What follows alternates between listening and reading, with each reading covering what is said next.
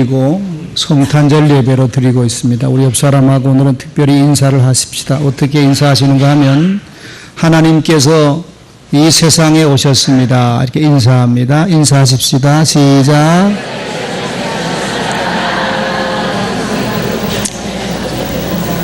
그냥 한 사람이 태어난 게 아니고 하나님께서 이 세상에 오신 것입니다. 이건 충격적인 얘기입니다. 우리가 그냥 신앙생활이 습관화되고 오래다 보니까 그러려니 생각하지만 믿지 않는 사람들에게 하나님께서 세상에 내려오셨다고 하는 것은 충격적인 얘기입니다.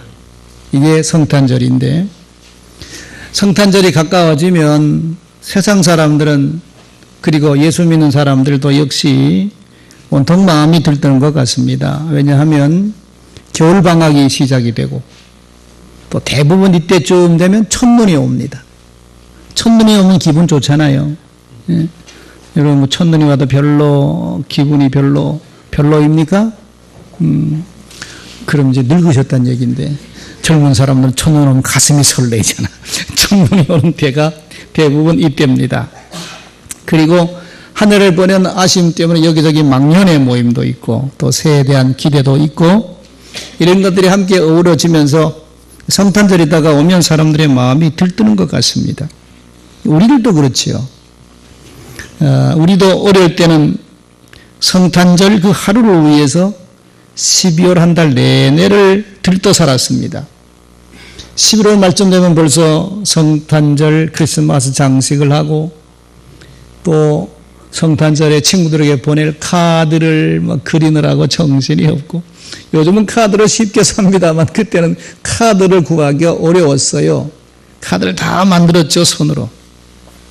또 성탄절 이브날 행사할 것 위해서 매일 저녁에 모여서 노래 연습하고 그때는 또 무용들을 했어요. 무용 연습하고 성시도 읽고 성극 연습도 하고 매일 저녁 교회에 모여서 그러고 지냈지요.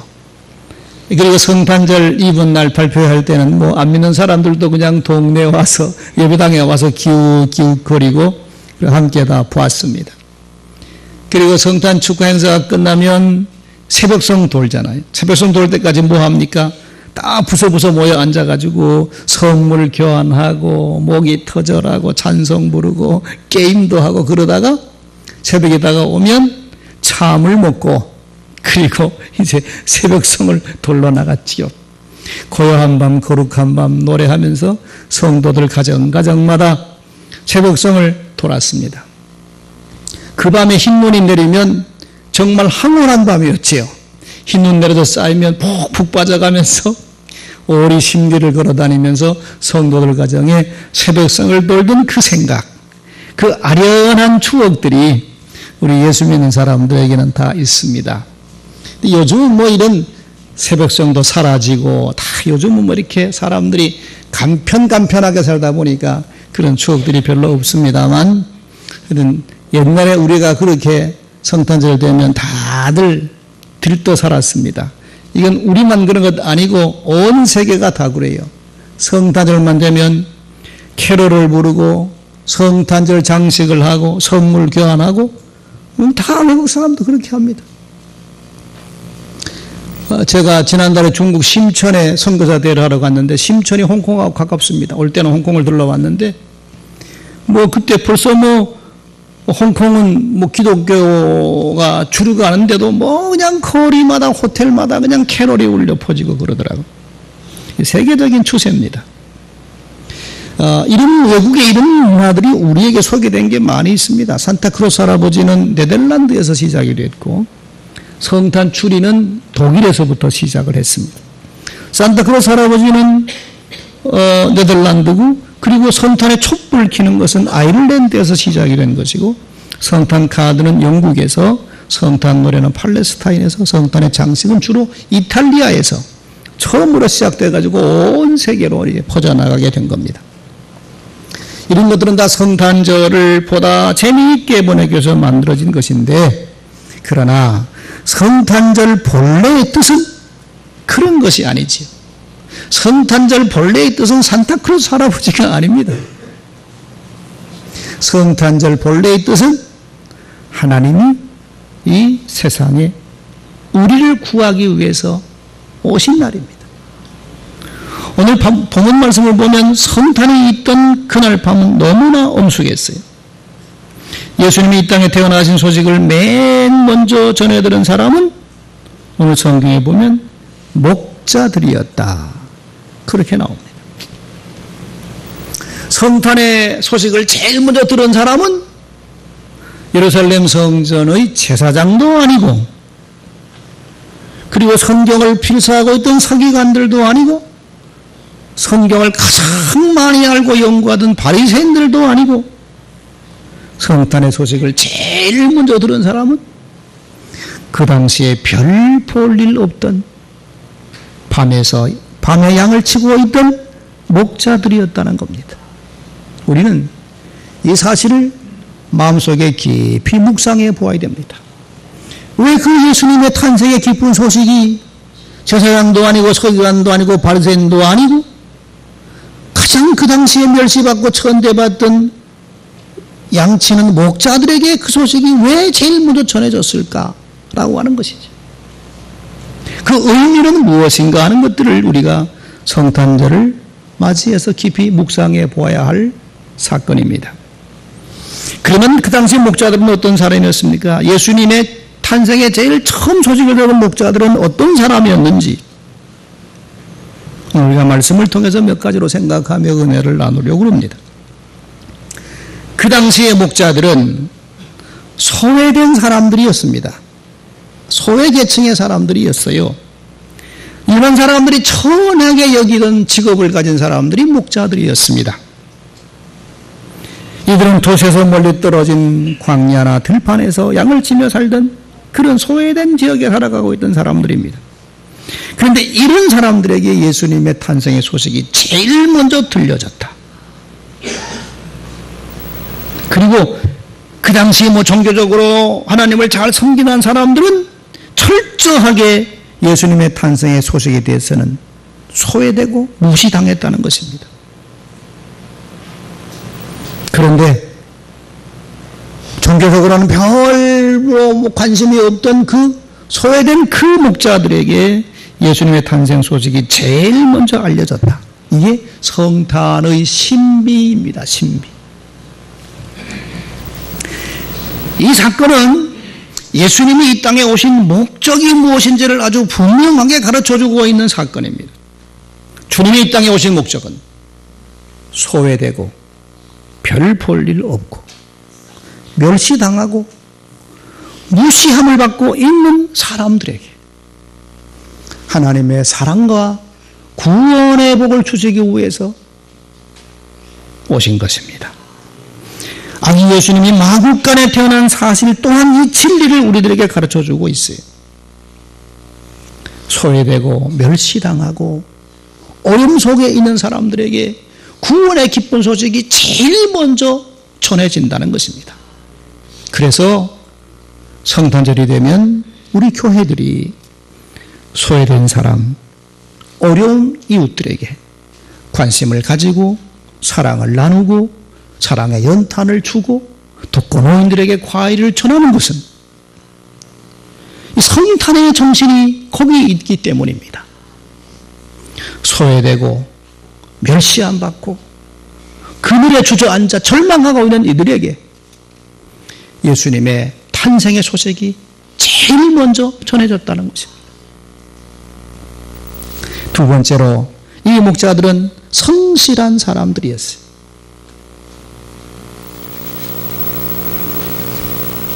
이들은 도시 생활로부터 소외된 채 광야와 들판에서 양을 치며 살았지만 이 목자들은 누구보다도 책임감이 강하고 성실하게 살았던 사람들입니다. 8절을 보면 그 목자들은 밤에 집에 들어가서 잠을 자지 않고 밖에서 자기들의 양떼를 지키고 있었다. 그렇게 말합니다.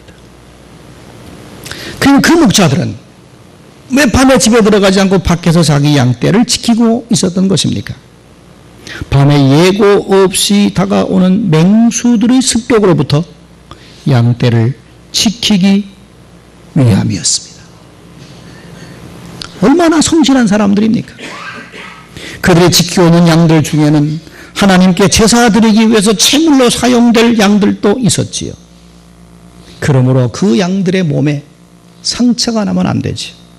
잘 길러서 하나님 앞에 바쳐야 될 양들도 있기 때문에 저들은 이 일을 사명감을 가지고 밤인데도 집에 들어가 자질 않고 밖에서 양떼를 지키고 있었다는 것입니다.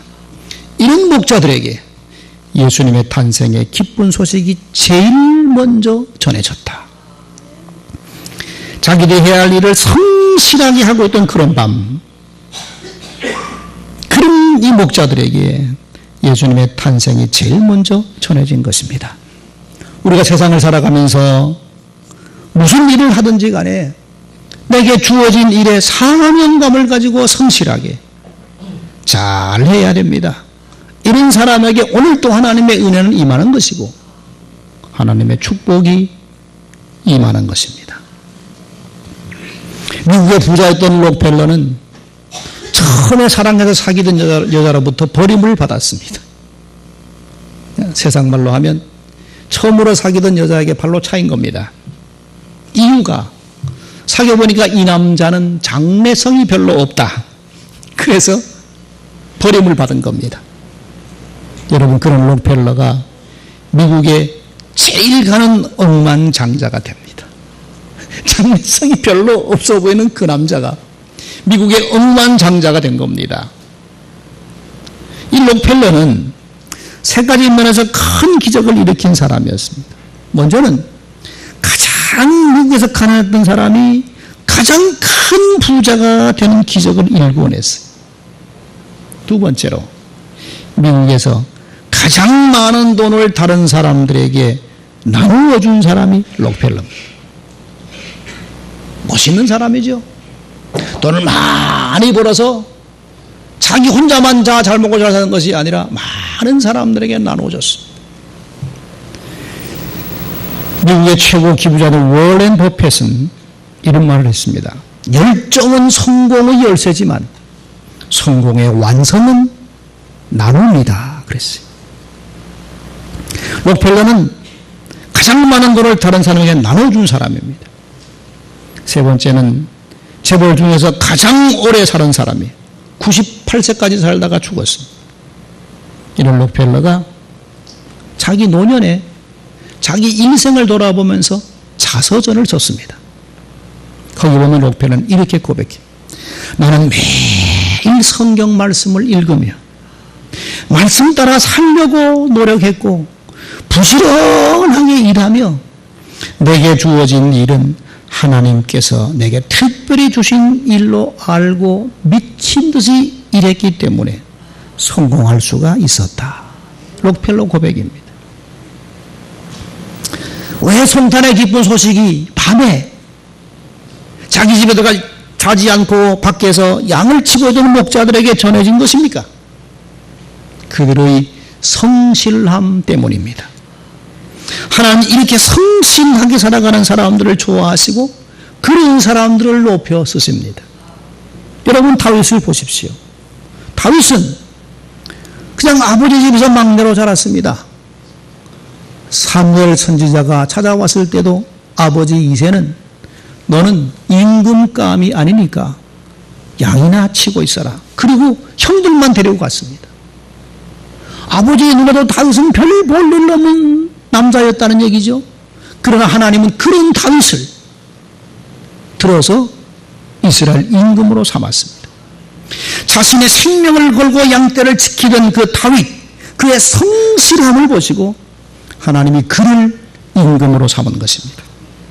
따라서 무슨 일을 하든지 여러분 주어진 일에 성실하게 일을 감당해내는 그런 삶을 살아가시는 여러분 되시기를 주의 이름으로 축원합니다. 그리할 때 하나님의 특별한 은혜와 기쁜 소식이 여러분들에게 전해질 줄로 믿습니다. 세 번째, 이 목자들은 구세주를 간절히 기다리는 마음을 가지고 있었던 사람이라는 것입니다. 천사들로부터 예수 탄생의 기쁜 소식이 전해지자 저들은 어떻게 했습니까? 15절 이하에 보면 목자들은 천사가 자기들에게 알려준 그 일이 이루어졌는지를 너무 보고 싶어서 그 밤에 빨리 베들레헴까지 달려가서 구유에 누운 아기 예수를 보았다는 것입니다. 양떼를 지키던 사람들이 구주가 났다는 얘기를 듣고 다 버려두고 구주가 남을 보기 위해서 그 베들레헴까지 달려가서 그 밤에 마구간 구유에 누워있는 아기 예수를 보고 경배했다는 것입니다. 이것이 무엇을 말합니까? 이들은 메시아를 그만큼 기다리고 있었다는 것입니다. 이 목자들은 비록 양을 치고 있는 사람들이었지만 자꾸만 기울어져가는 초국의 앞날을 걱정하면서 하나님이 보내주신다고 약속하신 메시아 구세주가 빨리 오기를 기다리고 있었던 사람이라는 것입니다. 그렇기 때문에 선사들이 그리스도가 났다는 소식을 알려줬을 때 저들은 빨리 예루살렘으로 가서 구유에 누인 아기 예수를 보았다는 것입니다. 여러분, 하나님의 은혜는 어떤 사람에게 임하는 것입니까? 오늘 역시 마찬가지입니다. 하나님의 은혜는 기다리는 사람, 사모하는 사람에게 임합니다. 사모하지 않는 사람, 기다리지 않는 사람에게는 하나님의 은혜는 임하지 않습니다. 사모하는 마음으로 기다리는 사람에게 오늘도 하나님의 은혜는 임합니다. 그래서 시편 107편 9절에 보면 이렇게 말씀하고 있습니다. 하나님은 사모하는 영혼을 만족하게 하시며 줄인 영혼에게 좋은 것으로 채워주심이로다. 하나님의 은혜는 기다리고 사모하는 사람에게 임합니다. 오늘 본문 다음에 나오는 22절 이하에도 보면 시므온과 안나에 대한 이야기가 나옵니다. 이 두 사람 모두는 다 나이가 많은 사람들이었습니다. 노인이었습니다. 그러나 이들은 한결같이 이 세상을 구원하기 위해서 하나님이 보내주시라고 하는 메시아의 탄생을 기대하고 고대하며 살았던 사람들입니다. 그래서 늘 성전에 올라가서 기도하며 메시아 보기를 간절히 기다리며 살았는데, 그런데 이 아기 예수께서 유대인의 정결 예식을 따라서 예루살렘 성전에 올라갔을 때 이 시므온과 안나는 아기 예수를 성전에서 만나는 기쁨의 영광을 누립니다. 이 역시 무엇을 말하는 것입니까? 기다리고 사모하는 사람에게 하나님의 은혜와 응답의 역사가 있다는 것이죠. 이 성탄절도 마찬가지입니다. 기다리고 사모하는 마음을 가진 사람에게만 이 성탄절은 기쁨의 날이죠. 그럼 이런 목자들에게 주어진 말씀은 무엇입니까? 가장 먼저 주신 말씀은 천사가 말합니다. 무서워하지 말라. 무서워하지 말라. 보라, 내가 온 세상에 미칠 큰 기쁨의 좋은 소식을 너희에게 전하노라. 깜깜한 한밤의 어두운 들판에 갑자기 주의 영광이 나타납니다. 9절에 보면. 그리고 그 영광이 두루 비치는 겁니다. 목자들이 놀랄 수밖에 없죠. 깜짝 놀랐습니다. 무서워 떨었어요. 여러분, 우리 인간들은 약한 존재들이기 때문에 세상 살아가는 동안 두려움을 느끼고 살아갑니다. 마음속에 두려움이 없는 사람은 없습니다. 다 두려움과 불안과 불안함과 어떤 공포를 가지고 있지. 왜냐하면 인간은 전능한 존재가 아니기 때문에 그렇습니다. 옛날 사람들은 자연재앙을 무서워했지요. 그때는 과학 문명이 발달하지 않아서 자연재앙, 무서운 것이었습니다. 갑자기 날씨가 변화해서 태풍이 불어오고 홍수가 일어나고 지진이 일어나고 화산이 폭발하고 이런 자연재앙이 덮치면 다 죽는 겁니다. 그래서 옛날 사람들은 이 자연재앙을 무서워했어요. 그래서 태양을 신으로 섬기고 땅을 신으로 섬기고 바다를 신으로 섬기고 그랬던 겁니다. 무서우니까. 그러나 이제는 과학 문명이 발달하면서 더 이상 자연재해를 사람들은 무서워하지 않는 것 같습니다. 인간이 극복할 수 있는 길이 있으니까. 자, 그러면 오늘날 사람들이 가장 무서워하는 건 뭡니까? 사람입니다. 사람. 이제 사람이 무서운 거야. 이 사람 달라와서 막 고함 지르고 찻벼락을 얼른 빼야 돼요. 왜? 안 빼면 칼로 찔러 죽일지도 모르니까. 이제는 이웃이 무서워요. 직장 동료가 무서워요. 나를 어떻게 공격하지 않을까.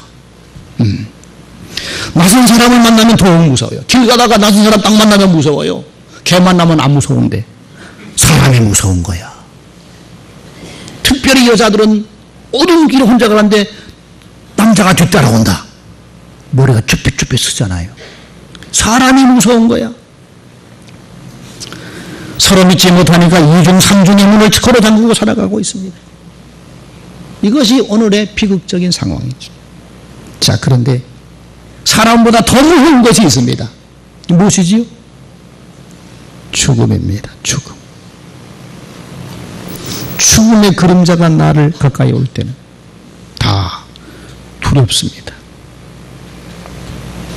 어제 같이 만나서 이야기 나누던 친구가 오늘 죽었다는 겁니다. 충격이지요. 충격입니다. 그런데 이건 인간은 어쩔 수 없이 다 죽는 거 아닙니까? 알면서도 죽음이 내게 왔을 때는 충격이지. 그런데 천사들의 목자들의 나타나 한 말씀이 뭡니까? 무서워하지 말라.